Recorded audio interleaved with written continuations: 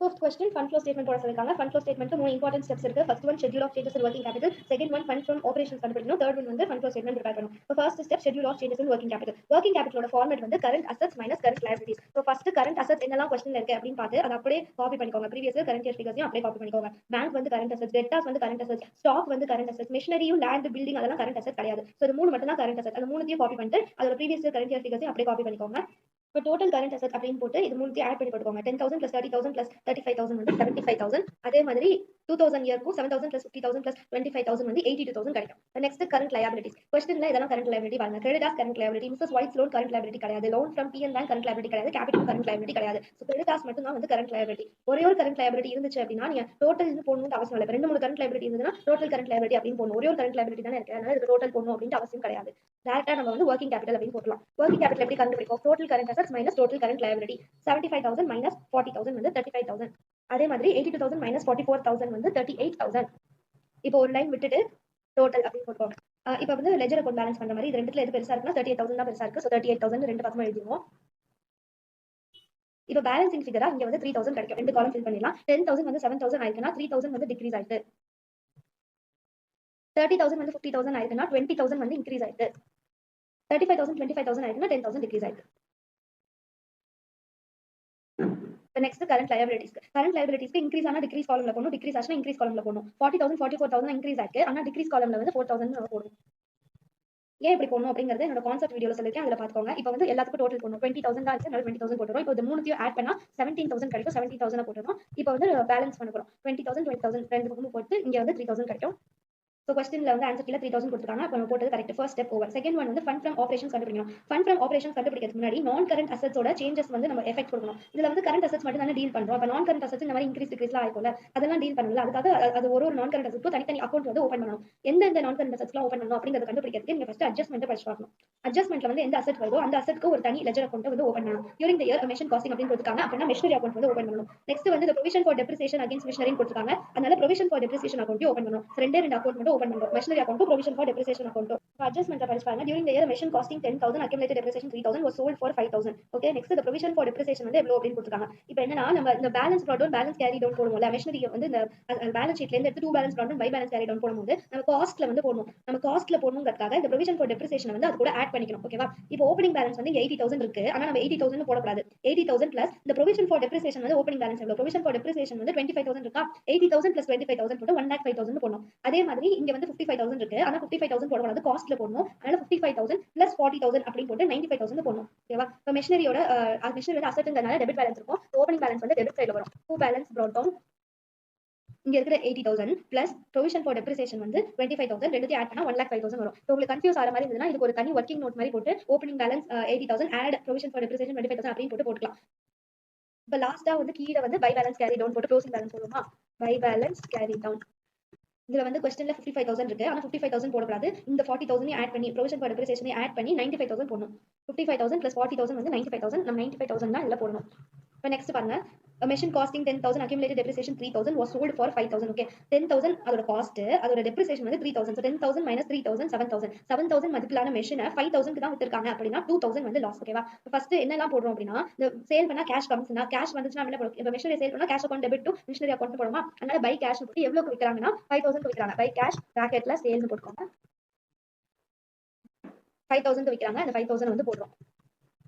Next வந்து இதுல வந்து என்ன கொடுத்தாங்க? அக்யூமுலேட்டட் டெப்ரிசியேஷன் 3,000 கொடுத்துருக்காங்க. இப்போ நார்மலா வந்து இந்த மாதிரி டெப்ரிசியேஷன் இருந்ததுன்னா நம்ம என்ன பண்ணுவோம்னா பை P&L அட்ஜஸ்ட்மென்ட்னு போடுவோம். ஆனா இதுல வந்து ப்ரொவிஷன் ஃபார் டெப்ரிசியேஷன் இருக்கிறதுனால ப்ரொவிஷன் ஃபார் டெப்ரிசியேஷன் அக்கௌண்ட்னு போடுவோம். இங்க வந்து சப்போஸ் ப்ரொவிஷன் ஃபார் டெப்ரிசியேஷன் இல்ல அப்படின்னா பை P&L அட்ஜஸ்ட்மென்ட் போடுவோம். இதுக்கு முன்னாடி ஒரு क्वेश्चन அந்த மாதிரி போட்டுருக்கோம். இந்த ப்ரொவிஷன் ஃபார் டெப்ரிசியேஷன் இருக்கிறதுனால பை ப்ரொவிஷன் ஃபார் டெப்ரிசியேஷன் அப்படின்னு போடணும். அக்யூமுலேட்டட் டெப்ரிசியேஷன் 3,000 கொடுத்துருக்காங்க. இப்போ லாஸ் வந்து 2,000 வருமா? 10,000 இருக்கு, மைனஸ் டெப்ரிசியேஷன் வந்து 7,000 வருது. 7,000 5,000 கொடுத்துருக்காங்கன்னா 2,000 லாஸ். அந்த லாஸை வந்து P&L அட்ஜஸ்ட்மென்ட்ல வந்து போடணும்.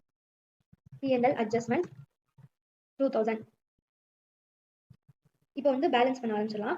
இங்க வந்து 1,05,000 வந்து கிடைக்குது, இந்த சைடு வந்து 1,05,000 தான் கிடைக்குது. ஸோ நமக்கு பேலன்சிங் ஃபிகர் எதுவுமே வரல, இதுவே ஆட்டோமேட்டிக்கா மேட்ச் ஆயிடுச்சு. நெக்ஸ்ட் வந்து provision for depreciation account. Provision for depreciation account provisions எல்லாத்துக்குமே வந்து கிரெடிட் பேலன்ஸ் தானே இருக்கும். அதனால ஓப்பனிங் பேலன்ஸ் வந்து கிரெடிட் சைடில் வரும். இப்போ ஓப்பனிங் பேலன்ஸ் வந்து இதுல இருக்கிறது தான் 1199 25,000 அதான் ஓப்பனிங் பேலன்ஸ், 40,000 தான் வந்து க்ளோசிங் பேலன்ஸ். ஸோ கிரெடிட் சைடில் பை பேலன்ஸ் கேரி டவுன் போட்டு பை பேலன்ஸ் ப்ராட் டவுன் போட்டு 25,000 போடுவோம். டெபிட் சைடுல 2 பேலன்ஸ் brought down போட்டு க்ளோசிங் பேலன்ஸ் ஆன 40,000 வந்து போடணும். இப்போ இங்க வந்து மெஷினரி அக்கௌண்ட்ல பை ப்ரொவிஷன் ஃபார் டெப்ரிசியேஷன் போட்டுருக்கோமா, அப்பனா ப்ரொவிஷன் ஃபார் டெப்ரிசியேஷன் அக்கௌண்ட்ல 2 மெஷினரி அக்கௌண்ட் போடணுமா. 2 மெஷினரி அக்கௌண்ட் வந்து 3,000. இப்போ இதில் பேலன்ஸ் பண்ண ஆரம்பிச்சிடலாம். இந்த பக்கம் தான் அதிகமாக வரும், 43,000 வரும். இங்கேயும் 43,000 போட்டுட்டு 43,000 மைனஸ் 25,000 வந்து 18,000 வந்து கிடைக்கும். இந்த 18,000 என்னன்னு போடணும்னா பை அட்ஜஸ்டட் பிஎன்எல் போடணும். பிஎன்எல் அட்ஜஸ்ட்மெண்ட்னாலும் adjusted PNL okay, adjusted PNL போடணும். அட்ஜஸ்டட் பிஎன்எல்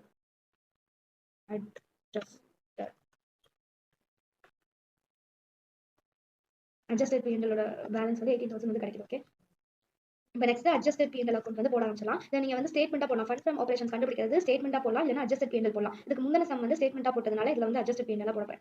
இப்போ क्वेश्चनல ஏதாவது ப்ராஃபிட் அண்ட் லாஸ் அக்கௌண்ட் பத்தி ஏதாவது கொடுத்திருக்காங்களா அப்படின்னு பாருங்க. இங்க வந்து கடைசியா கொடுத்திருக்காங்க net profit for the year 1999 amounted to 45,000 அப்படினா இது closing balance.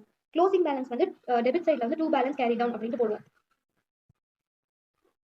2 balance carry down. இப்போ நம்ம என்ன பண்ணணும்னா நான் ஃபண்ட் அண்ட் நான் ஆபரேட்டிங் எக்ஸ்பென்சஸ்லாம் டெபிட் பண்ணணும், நான் ஃபண்ட் அண்ட் நான் ஆபரேட்டிங் இன்கம்ஸ்லாம் வந்து கிரெடிட் பண்ணணும். இப்போ நம்ம போட்ட ஒர்க்கிங் நோட்ஸ்ல வந்து இங்கே பை அட்ஜஸ்டட் பிஎன்எல் போட்டுக்கோ, இங்கே பை அட்ஜஸ்டட் பிஎன்எல் போட்டுக்கோ. அப்பனா இங்க 2 machinery account, 2 provision for depreciation account அப்படி வருமா. 2 பேலன்ஸ் கேரி டவுன் வந்து 45,000 வருது. அந்த net profit for the year வந்து 45,000 கொடுத்துருக்காங்க, அதனால இங்க 45,000 போடுறோம். இப்போ மெஷினரி அக்கௌண்ட்டுக்கு வந்து 2,000, ப்ரொவிஷன் ஃபார் டெப்ரிசியேஷன் வந்து 18,000. இந்த பக்கம் வேற எதுவும் கிடையாது. நான் ஃபண்ட் அண்ட் நான் ஆபரேட்டிங் இன்கம் வந்து ஏதாவது இருக்கான்னு பாருங்க. क्वेश्चनல எதுவும் இல்ல. சோ அவ்வளவுதான். இப்போ இது எல்லாத்தையும் ஆட் பண்ணா, அது மூணுத்தையும் ஆட் பண்ணா வந்து 65,000 வந்து கிடைக்கும். இங்கேயும் 65,000 போட்டு ஃபண்ட் ஃப்ரம் ஆபரேஷன்ஸ் வந்து 65,000. சப்போஸ் பேலன்சிங் ஃபிகர் வந்து டெபிட் சைடுல வந்துச்சுன்னா அது வந்து ஃபண்ட் லாஸ்ட் இன் ஆபரேஷன்ஸ், இது கிரெடிட் சைடுல வரதுனால ஃபண்ட் ஃப்ரம் ஆபரேஷன்ஸ் 65,000 வருதான்றப்போ क्वेश्चनல வந்து ஆன்சர் கீழ 65,000 கொடுத்தாங்க, நம்ம போட்டது correct. Last step fund flow statement வந்து போட ஆரம்பிச்சலாம். இதோட ஃபார்மேட் வந்து சோர்சஸ் அமௌண்ட் அப்ளிகேஷன்ஸ் அமௌண்ட். இது வந்து ஒரு ஸ்டேட்மெண்ட், டெபிட் கிரெடிட்லாம் கிடையாது. சோ நீங்க டூ பை அதெல்லாம் போட வேண்டாம். சோர்சஸ்னா இன்ஃப்ளோ ஆஃப் ஃபண்ட், எப்படினா உங்களுக்கு ஃபண்ட் கிடைக்குது. அப்ளிகேஷன்ஸ்னா அவுட்ஃப்ளோ ஆஃப் ஃபண்ட், எங்க தான் நீங்க ஃபண்டை வந்து யூஸ் பண்ணிட்டீங்க அப்படிங்கிறது. இப்போ வந்து ஃபண்ட் ஃப்ரம் ஆபரேஷன்ஸ் அப்படிங்கிறது சோர்சஸா, அதனால இங்க சோர்சஸ் காலம்ல வந்து போட்டுறோம். ஃபண்ட் ஃப்ரம் ஆபரேஷன்ஸ் வந்து 65,000 அப்படின்னு போட்டுலாம். இப்போ ஒர்க்கிங் கேபிட்டல் வந்து என்ன இருக்கு, இன்க்ரீஸ் ஆயிருக்கு. ஃபர்ஸ்ட் 35,000 இருந்திருக்கு, நம்ம இந்த இயர் 35,000 தான் இருக்கும் அப்படின்னு எக்ஸ்பெக்ட் பண்ணிருப்போம். ஆனா 3,000 இன்க்ரீஸ் ஆயிடுச்சு, 38,000 ஆயிடுச்சு. அதனால நம்ம 3,000 ஃபண்ட்ல இருந்து எடுத்து போடணும், எக்ஸ்ட்ரா செலவு பண்ண போறோம். அதனால இது அப்ளிகேஷன். அட்ஜஸ்ட்மெண்ட்ஸ்ல ஏதாவது சேலோ பர்ச்சேஸோ இருக்கா அப்படின்னு பாருங்க. இங்க வந்து சேல் இருக்கு, மெஷினரியை வந்து சேல் பண்ணிருக்கோம். மெஷினரியை சேல் பண்ணா நம்மளுக்கு கேஷ் வந்து உள்ள வரும். கேஷ் உள்ள வந்ததுன்னா அது சோர்சஸ், அதனால சேல் ஆஃப் மெஷினரியை வந்து சோர்சஸ் வந்து போடணும். சேல் ஆஃப் மெஷினரி வந்து 5,000. நெக்ஸ்ட் வந்து இதுல வேற ஏதாவது இருக்கா அப்படின்னு பாருங்க. ஒர்க்கிங் நோட்ஸ்ல வேற எதுவும் இல்ல. இப்போ நம்ம வந்து இதுல பேலன்ஸ் ஷீட்ல क्वेश्चन இருக்கிற பேலன்ஸ் ஷீட்ல பார்க்க ஆரம்பிச்சலாம். கிரெடிட்டார்ஸ் வந்து கரண்ட் லயபிலிட்டிக்கு நம்ம already schedule of changes working capital effect கொடுத்துட்டோம், அதனால கரண்ட் லயபிலிட்டிஸ் பார்க்க வேணாம்.